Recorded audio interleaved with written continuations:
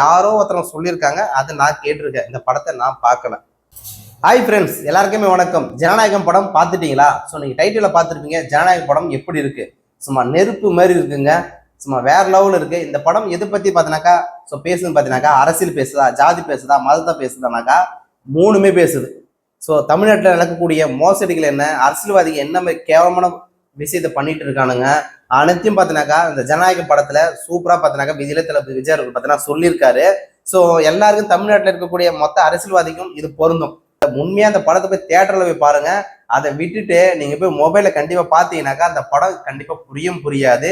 ஏன்னா என் ஃப்ரெண்டு நிறைய பேர் பாத்தீங்கன்னாக்கா பார்த்து போட்டு இந்த படம் பார்த்தீங்கன்னாக்கா நல்லாவே இல்லை அப்படின்ற ஒரு கமெண்ட் பார்த்தீங்கன்னா கொடுக்குறாங்க. அவனுக்கு அரசியல் புரிதல் அவ்வளவுதான். ஆனா இந்த படத்துல ஜாதி கலவரம் எப்படி உருவாச்சு, மத கலவரம் எப்படி உருவாச்சு, அரசியல்வாதிங்க என்னென்னலாம் ஊழல் பண்றானுங்க, என்னென்ன அயோக்கியத்தனம் பண்ணிட்டு இருக்கானுங்க, அத்தனையும் பார்த்தீங்கன்னாக்கா அந்த படம் வெளிச்சம் போட்டு தெளிவா பார்த்தீங்கன்னாக்கா தளபதி விஜய் அவர்கள் சொல்லியிருக்காரு. ஸோ கேஜிஎஃப் படம் நீங்க அனைவரும் பார்த்துருப்பீங்க. அதில் ராக்கி பாய் எப்படி நடந்து வந்தாக்கா, ஸோ பஞ்சி டைலாக்கா இருக்கட்டும், பிஜிஎம்ஆ இருக்கட்டும், மியூசிக்கா இருக்கட்டும், டைலாக்கா இருக்கட்டும், அனைத்தும் பார்த்தீங்கன்னாக்கா இந்த படத்துல கேஜிஎஃப் படத்துல எப்படி நீங்க பார்த்தீங்களோ அதை விட பல மடங்கு இந்த படத்தை நீங்க பார்க்கலாம். அதாவது தமிழக வெற்றி கழகத்தின் இருக்கக்கூடிய தலைவர், அந்த தொண்டர்கள், நிர்வாகிகள் என்னமெல்லாம் செயல்பாடு பண்றாங்க, என்னென்னலாம் சொல்லிட்டு இருக்காங்க, என்னென்னலாம் பண்ணணும்னு நினைக்கிறாங்க, அத்தனையும் பார்த்தீங்கன்னாக்கா அந்த படம் மூலியமாவே ஸோ தளபதி விஜய் அவர்கள் பார்த்தீங்கன்னா எல்லாத்தையும் சொல்லிடுறாரு. சாட்டை முருகன் வீடியோ நான் தொடர்ச்சியா பார்த்தீங்கன்னா பார்த்துக்கிட்டு தான் இருப்பேன். அவருடைய தீவிர ரசிகனை நான் சொல்லலாம். ஆனா இந்த படத்து மூலியமா அவருக்கு விமர்சனம் பண்ணது ரொம்ப ரொம்ப கேவலமா பார்த்தீங்கன்னா விமர்சனம் பண்ணியிருக்காரு. அவர் சாட்டை முருகன் கிடையாது, சேட்டை முருகன் அப்படிதான் நம்ம கண்டிப்பா சொல்லி ஆகணும். அந்த அண்ணனை உண்மையில பாராட்டக்கூடிய விஷயங்கள்லாம். ஏன்னா எவ்வளவு எதிர்ப்புகள் வந்தாலும் திமுக விமர்சனம் பண்ணாம ஒன்லி டிவிக்கு மட்டுமே விமர்சனம் பண்ணக்கூடிய நம்ம சாட்டை முருகானனுக்கு நம்ம பாராட்டி தெரிவிச்சு கொண்டு ஜனநாயக படம் எப்படி இருக்குன்றது நம்ம பார்க்கல. ஜனநாயக படம் எப்படி இருக்க போகுது அப்படின்றத நம்ம பார்க்க போறோம். அனைவருக்கும் வணக்கம். நம்ம சேனல் தொடர்ச்சியாவே அனைவரும் பார்த்துட்டு இருக்கீங்க. ஸோ நீங்க பார்த்துட்டு இருக்கிறது ரொம்ப சந்தோஷமான விஷயம். ஜனநாயக படம் எப்படி இருக்கு? ஜாதி கலவரத்தை தூண்டி, ஸோ மத கலவரத்தை தூண்டி அதில் குளிர்காயிறானுங்க இல்லையா சில தற்கூறிங்க அரசியல்வாதிங்க, அவனுங்களை செருப்படி அடிக்கிற மாதிரி இந்த படம் பார்த்தீங்கன்னாக்கா ஜனநாயக படம் இருக்கு. 2026 இந்த படத்தை பார்த்துட்டு போறீங்கன்னாக்கா ரெண்டாவது நீங்க திமுக அதிமுகவுக்கு யாருக்குமே ஓட்டு போட மாட்டீங்க. ஏன்னாக்கா இந்த படம் பார்த்தீங்கன்னாக்கா முழுக்க ஜாதி கலவரத்தை எப்படி தூண்டப்பட்டது, மத கலவரத்தை யாரு தூண்டினாங்க, அது மூலியமா யாரு குளிர்காயிறாங்க, ஜாதி கலவரம் வந்துச்சுனாக்கா ஸோ யாராருக்கு பலன் பார்த்தீங்கன்னா அதிகமா தருது. அது சில பேர் பார்த்தோன்னா ஜாதி வச்சு அரசியல் பண்ணிட்டு இருப்பானுங்க சில தற்கூறிங்க, ஓகேங்களா? அவனுக்கு மட்டும் ஜாதி மட்டும் இல்லைனாக்கா அவனுக்கு காணாத போயிடுவானுங்க. ஸோ அவனுங்க எல்லாமே செருப்படி அடிக்கிற மாதிரி பார்த்தோன்னா அந்த படம் பார்த்தோன்னா சூப்பரா சொல்லியிருக்காங்கன்றதா உண்மை. இந்த படத்துல போய் லாஜிக்கெல்லாம் பார்த்தீங்கன்னாக்கா என்னடா லாஜிக் இல்லாம பார்த்தீங்கன்னாக்கா 10 பேர் அடிக்கிறான், 100 பேர் அடிக்கிறான், அவங்க உயிரான் அப்படின்னு லாஜிக்கெல்லாம் பார்த்தீங்கன்னா இந்த படம் உண்மையை நல்லா இருக்காது. ஆனா தமிழ்நாட்டில் நடக்கக்கூடிய மோசடிகள், அரசியல்வாதிகள் என்னென்னலாம் பண்ணிட்டு இருக்கானுங்க அனைத்தையும் பார்த்தீங்கன்னா இந்த படம் மூலியமா வெளிச்சம் போட்டு காமிச்சிருக்காங்க. ஸோ தமிழக வெற்றி கழகம் இளைய தளபதி விஜய் அவர்கள். இந்த படத்துல வரக்கூடிய மியூசிக் எப்படி இருக்கு? மியூசிக் உண்மையிலே நல்லா இருக்கு. இந்த படத்துல எம்ஜிஆர் பார்த்தீங்கன்னாக்கா நடிச்சிருக்காரு. எம்ஜிஆர் நடிச்சிருக்காரா அப்படின்னு மிகப்பெரிய கேள்விகள் பார்த்தீங்கன்னா உங்க மனசுக்குள்ள வரும். ஆனா எம்ஜிஆர் அவர்கள் நடிக்கல. எம்ஜிஆர் ரூபத்துல தளபதி விஜய் பார்த்தீங்கன்னாக்கா நடிச்சிருக்காரு. படம் முழுவதுமே பார்த்தீங்கன்னா வெறும் பஞ்சி டைலாக் தான், ஃபுல்லா அரசியல் தான் இந்த படத்துல. ஸோ நீ நடந்தா அரசியல், பேசினா அரசியல், ஸோ ஃபைட் பண்ணாலும் அரசியல் தான். பேசும் போதே ஃபைட் பண்ணிட்டே பேசுவாரு. ஒரு எக்ஸாம்பிளுக்கு படிக்கட்டுல இருந்து இறங்கி வருவாரு. ஸோ இறங்கி வரும்போது ஒரு சாட்டை பார்த்தீங்கன்னா மேலே வந்து ஓயும். ஆனால் சாட்டை போறது யாருன்னு பார்த்தீங்கன்னா எம்ஜிஆர் அவர்கள் போடுவார். ஒரு போட்டோ ஃப்ரேம்ல இருக்கும், அதுல இருந்து பார்த்தீங்கன்னாக்கா சாட்டை போடுவாரு. அந்த சாட்டை எடுத்துக்கொண்டு நான் பார்த்தீங்கன்னா ஆணையிட்டால் அது நடந்து விட்டால்னு அந்த சாங் ஒன்று இருக்கு இல்லையா, அந்த சாங்கை சொல்லிக்கின்னு ஸோ சில அமைச்சர்கள் பார்த்தீங்கன்னாக்கா தளபதி விஜய் பார்த்தீங்கன்னாக்கா எல்லாருமே பார்த்தீங்கன்னா கட்டி போட்டு வச்சிருப்பாரு. அவங்கள போய் அடிப்பாரு.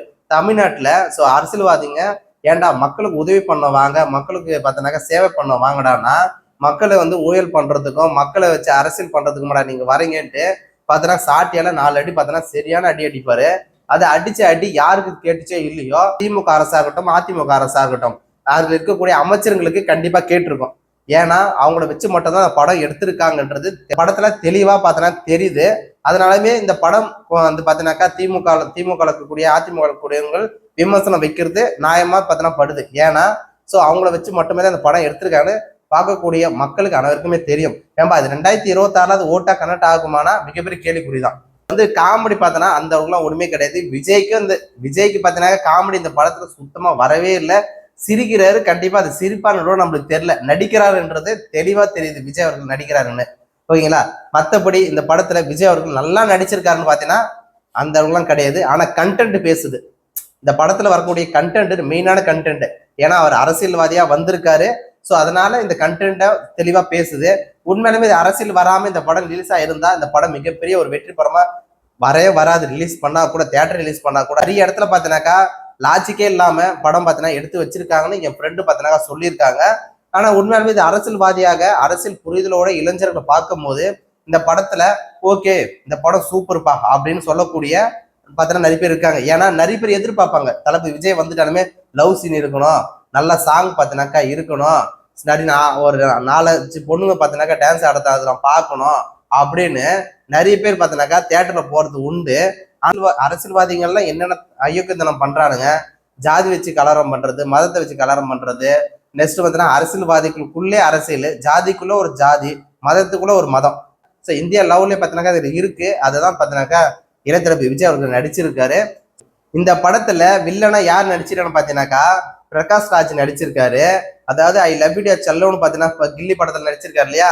ஸோ அதே போல இந்த படத்திலும் வந்து தளபதி விஜய் அவர்களுக்கு சவாலா பார்த்தீங்கன்னாக்கா கொடுத்துருக்காங்க. ஸோ நிறைய இதுல வந்து பார்த்தீங்கன்னாக்கா பெண்கள் பத்தி நிறைய அரசியல் பார்த்தீங்கன்னா பேசியிருக்காங்க, பெண்கள் விடுதலை பத்தி பேசியிருக்காங்க, பெண்கள் நடக்கக்கூடிய மோசடிகளை பத்தி பேசியிருக்காங்க, பெண்கள் பாதுகாப்பு இல்லைன்னு நிறைய டாக் ஓடிட்டு இருக்கு இல்லையா, அது பத்தி பார்த்தீங்கன்னா இந்த படத்துல பேசியிருக்காங்க. இந்த படம் முழுக்கொண்டு படமா நீங்க பாத்தீங்கன்னாக்கா கண்டிப்பா உங்களுக்கு புரிய போது ஒரு மண்ணும் கிடையாது. நீங்க ஒரு அரசியல்வாதியா போய் பார்க்கும் போது, அரசியல் புரிதலோடு மக்கள் போய் பார்க்கும் போது இந்த படத்துல வரக்கூடிய காட்சிகள் யாரை விமர்சனம் பண்றாங்க, யாரை சொல்றாங்க, எதுக்கோசம் சொல்றாங்க, இந்த ஜாதி கலவரம் யார் உருவாக்கப்பட்டது, எதனால உருவாக்கப்படனா, யார் இதுல குளிர் காயறாங்க, 2 சமுதாயத்துக்குள்ள 2 பேர் அடிச்சுக்கிறாங்க, இதுல 3வது அளவு ஒருத்தன் பஞ்சாயத்து பண்ண வரன்னு வந்து அவங்க தலைவனாகி அவன் லீடர் ஆகி இவங்க 2 பேர் பார்த்தனாக்கா காய விடுவான். ஓகேங்களா, இதான் இந்த படத்துல தெளிவா பார்த்தோன்னா காமிச்சிருக்காங்க. இந்த படம் ரிலீஸ் ஆச்சு இல்லையா, அதாவது திட்டுத்தனமாக மொபைலை பார்க்கக்கூடிய அளவுக்கு பார்த்தோன்னா ரிலீஸ் ஆயிருக்கு ஃபுல் ஹெச்டில. இது யார் ரிலீஸ் பண்ணிருப்பாங்க அப்படின்னு கேள்வி வைக்கும் போது திமுக அரசு தான் பண்ணுச்சு, இது அதிமுக அரசு தான் பண்ணுச்சு, பிஜேபி தான் பண்ணுச்சு. ஏன்னா அவங்க 3 பேர் ஏன் சொல்றானா, ஸோ நிறைய பேர் ஜாதி கலவரம், மத கலவரம் இதெல்லாம் யார் பண்றான்னு பார்த்தா இவங்க 3 பேர் மட்டும் தான் பார்த்தீங்கன்னாக்கா நிறைய பேர் சொல்லுவாங்க. ஓகேங்களா, இது நம்ம சொல்றது இல்ல, மற்றவங்க நினைக்கக்கூடிய நிறைய பேர் பார்த்தா நினைக்கிறாங்க. நானும் நிறைய மக்கள் யாரு நம்ம சொல்றாங்க, தளபதி விஜய் அவர்களே பார்த்தீங்கன்னா இந்த படத்தை ரிலீஸ் பண்ணியிருக்காரு. 2026ல அவரு சிஎம்மா வரணும், அவரு முதலமைச்சரா வரணும், அதுக்கோசம் மட்டுமே இந்த படத்தை ரிலீஸ் பண்ணியிருக்காரு. ஏன்னா வந்து தியேட்டர் ரிலீஸ் பண்ணக்கூடாதுன்னு பார்த்தோன்னா சொல்லிட்டாங்க. ஸோ பார்த்தோன்னா எலெக்ஷனும் முடிஞ்சதுக்கு அப்புறம் தான் ரிலீஸ் பண்ணணும். இது ஃபுல்லாக இந்த படம் பார்த்தீங்கன்னாக்கா ஃபுல்லாக அரசியல் படம் தான். இந்த படம் முழுக்கொண்டு விஜய் கோசம் மட்டுமே எடுக்கக்கூடிய ஒரு படமா தான் இருக்கு. அதாவது தமிழக வெற்றி கழகத்தின் இருக்கக்கூடிய தலைவர், அந்த தொண்டர்கள், நிர்வாகிகள் என்னமெல்லாம் செயல்பாடு பண்றாங்க, என்னென்னலாம் சொல்லிட்டு இருக்காங்க, என்னென்னலாம் பண்ணணும்னு நினைக்கிறாங்க, அத்தனையும் பார்த்தோன்னாக்கா இந்த படம் மூலியமாவே ஸோ தளபதி விஜய் அவர்கள் பார்த்தீங்கன்னா எல்லாத்தையும் சொல்லிடுறாரு. ஓகேங்களா, அதனாலவே இந்த படத்தை தடுக்கணும், விமர்சனம் பண்ணணும்ன்றது ஒரு நோக்கத்திலேயே நிறைய பேர் செயல்பட்டது உண்மைதான். ஆனால் இந்த படம் ரிலீஸ் பண்ணது யாருன்னு பார்த்தீங்கன்னாக்கா தளபதி விஜய் அவர்களே ரிலீஸ் பண்ணதாகவும் ஒரு தகவல் வருது. இது எந்த அளவுக்கு உண்மைன்றது ஆதாரப்பூர்வமா இல்லை. ஓகே, ஸோ எலெக்ஷன் முடிஞ்சுதானே பார்த்தீங்கன்னாக்கா படத்தை ரிலீஸ் பண்ணணும்னு சொல்றாங்க. அப்போ அது நம்ம முன்னாடியே ரிலீஸ் பண்ணுவோம், இந்த படத்து மூலியமாக மக்கள்கிட்ட போய் நம்ம ஓட்டு கேட்போம். ஏன்னாக்கா ஸோ நம்ம போய் என்னதான் பிரச்சனை பண்ணாலும் ஓட்டு மாத்திரம் மாறுமானா மாறாது. ஆனா படம் மூலியமா நம்ம சொல்லும் போது கண்டிப்பாக மக்கள் மத்தியில ரீச் ஆகும். அந்த ரீச் பார்த்தீங்கன்னாக்கா அது ஓட்டா கனெக்ட் ஆகும்னு பார்த்தீங்கன்னா மக்கள் பார்த்தீங்கன்னா நம்புறாங்க அப்படின்னு தளபதி விஜய் அவர்கள் பார்த்தீங்கன்னாக்கா இந்த படத்தை ரிலீஸ் பண்ணியிருக்கலாம். திமுகவும் அதிமுகவும் பிஜேபியும் அவங்களுக்கு பதிலடி கொடுக்கணும்.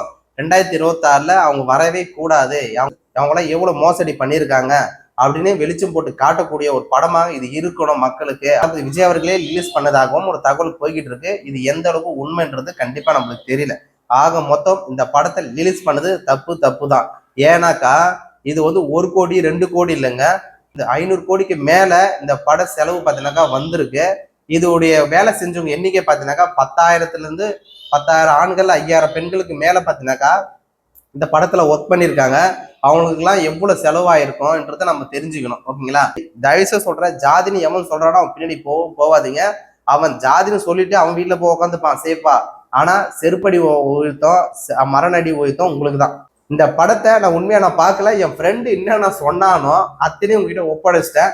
ஸோ அந்த படத்தை தியேட்டர்ல போய் பாருங்க. தியேட்டர்ல பார்க்கக்கூடிய காட்சிகள் அவ்வளோ சூப்பரா இருக்கும். கில்லி படம் 20 வருஷத்துக்கு முன்னாடி வந்துருச்சு. இப்போ போய் தியேட்டர்ல போய் பார்த்து 100 கோடிக்கு மேல பார்த்தா அந்த படம் வசூல் பார்த்தீங்கன்னா ரொம்ப அதிகமா எடுத்துன்னு பார்த்தோன்னா சொல்லியிருந்தாங்க.